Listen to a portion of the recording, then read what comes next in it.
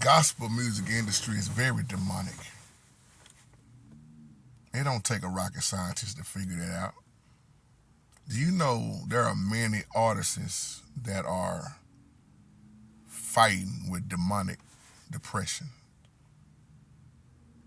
But they the same ones who are singing about how much they love the Most High, how much faith they have, how they trust in the Holy Spirit, but yet and still, they doing all the singing, all the performing,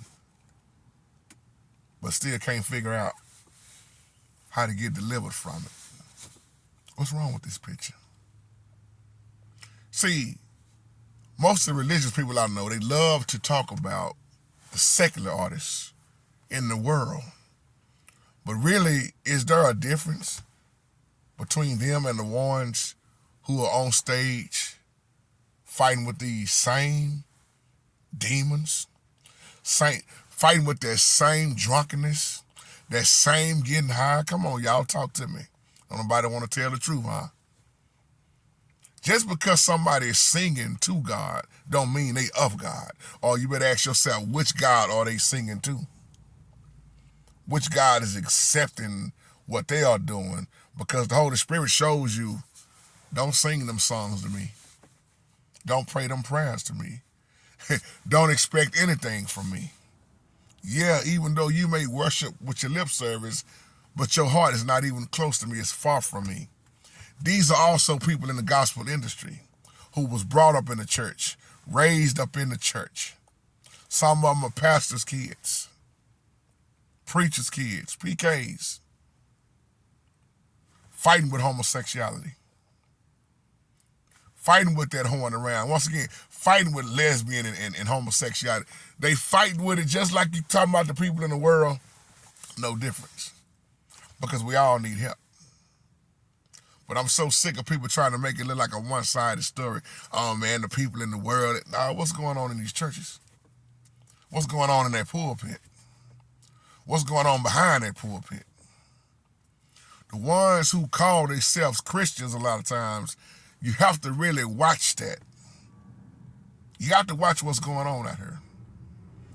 Them devils is getting so many invites. And now they trying to figure out, well, how can I sing this song for God?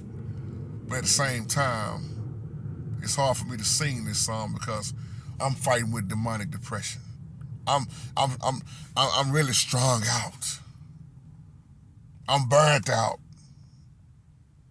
Praying and praying, but giving in, willfully sinning. I can't stop drinking.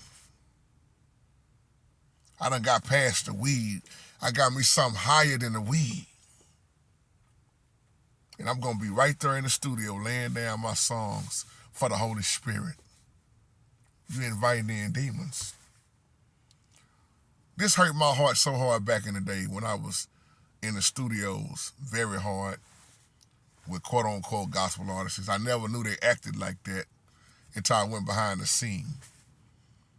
And I won't call no names, but I never forget, we was all supposed to be on one accord making this great album dedicated to the Holy Spirit. And I was the only one in the studio in my right mind, not high and not drunk. And they got so drunk and so high they started falling over the studio equipment. I'm talking about Christians. Made the engineer so mad, they kicked us all out. I never went back to the studio with them another day in my life. I didn't fit in because I wasn't getting high. I wasn't smoking. I was focused. I want to lay down something beautiful, but you can't lay down something beautiful with demons in you. That worship is going to Satan.